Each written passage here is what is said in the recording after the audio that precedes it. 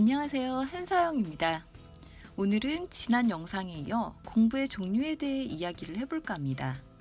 지금껏 스스로를 프로 배움러라고 부를 만큼 전문적으로 공부를 하고 있는데 세상에는 목적에 따라 세 종류의 공부가 있다고 나눠봤습니다. 이걸 나누는 게 중요한 이유는 목적에 따라 공부에 관한 어떤 조언이 도움이 되기도 하고 방해가 되기도 하기 때문에 상대방이 공부를 어떤 맥락에서 쓰는지 빨리 파악할수록 지금 내 상황에 도움이 되는 조언인지 아닌지 시행착오를 겪는 시간을 줄일 수 있으니까요. 저는 공부를 목적에 따라 세 가지로 구분합니다.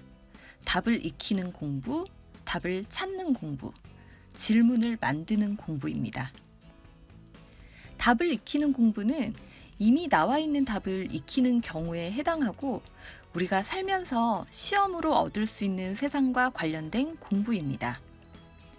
예를 들어 좋은 대학 가기, 의사나 변호사 같은 전문직 자격을 딴다든지 공무원 시험을 본다든지 또는 취업할 때도 시험 성적으로 기회가 주어지는 직장 등의 영역에서 이런 공부가 필요합니다. 제가 지난 영상에서 학교 공부 이야기하면서 이때 공부를 잘한다는 건 빠르다는 의미로 말씀드린 부분, 바로 이 영역입니다. 그리고 지금 4차 혁명, 인공지능 이야기하면서 가장 위협받는 영역이 지금껏 답을 익혀 전문성을 인정받던 영역입니다. 예를 들어 인공지능 법률 서비스의 등장 같은 이슈인데 솔직히 저는 아직 체감할 정도의 변화는 못 느끼지만 분명한 건 답이 있는 영역의 공부만 하는 건 앞으로 살아갈 세상의 답은 아니라는 거죠.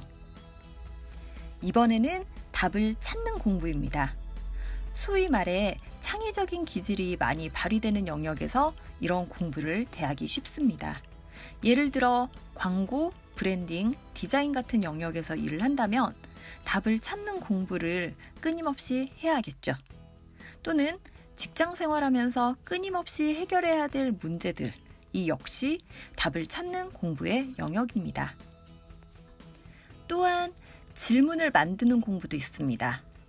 여기서 질문의 의미를 정의해 보자면 일반적으로 답이 있는 공부 영역에서 문제를 풀다가 이해가 안 가고 궁금한 게 생겨서 물어보는 그때 쓰는 질문과는 저는 다른 의미로 쓰고 있습니다. 오히려 여기서 말하는 질문은 문제를 설정할 수 있는 능력에 가까운데 우리 삶에서는 사업을 기획하는 능력과 관련된 공부라 할 수 있습니다. 예를 들어 누구나 휴대폰을 쓰는 상황을 보고 답을 찾는 공부를 한다면 어떤 접근을 할까요? 어떻게 하면 이 상황에서 수익을 더 낼 수 있을까 하는 정도에서 고민을 하겠죠. 그런데 질문을 만드는 능력을 갖춘 사람은 어떻게 하면 이 상황 전체를 활용할 수 있는 생태계를 만들 수 있을까 하고 접근을 할 수 있는 거고 그런 질문을 만들어낸 사람 덕분에 오늘날 우리가 스마트폰 생활에 근본적인 변화가 오게 된 거라고 생각합니다. 쉽게 이해하기 위해 제가 영역별로 대표적인 예를 들었지만 사실 공부의 종류가 영역별로 구별되는 게 아니라 그때의 목적에 따라 다릅니다. 예를 들어 의사 자격증을 따는 것이 목적일 때는 답을 익히는 공부를 합니다.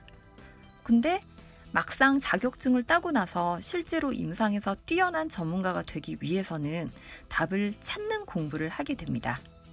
또 상황에 따라서 문제를 설정하고 기획하는 능력이 필요하다면 의사라도 질문을 만드는 공부가 필요하게 되는 거죠.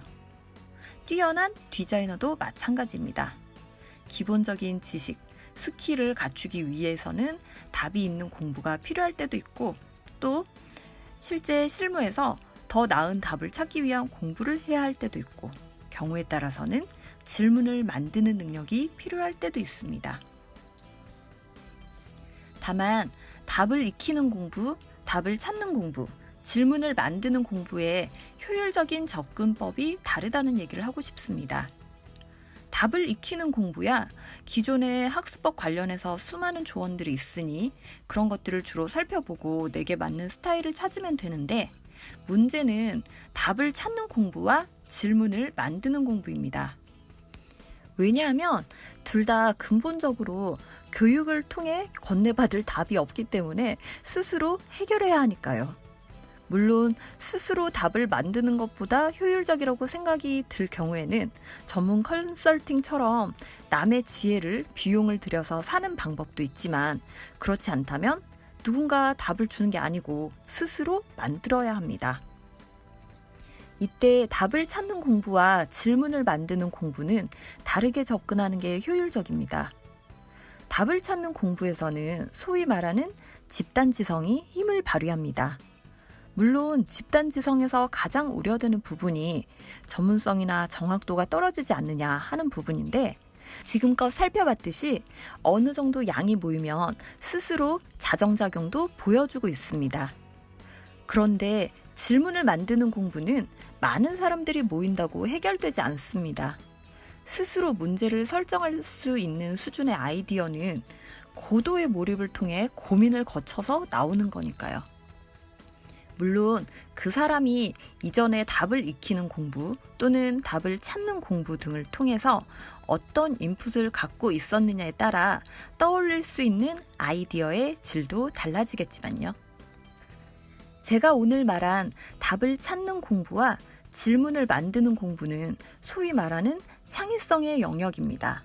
그리고 창의성에 대해 각 분야의 많은 사람들이 지금 고민을 많이 하고 있는데, 특히 이 부분을 전면적으로 다루는 교육계 분들이 이 점을 꼭 구분하셨으면 좋겠습니다.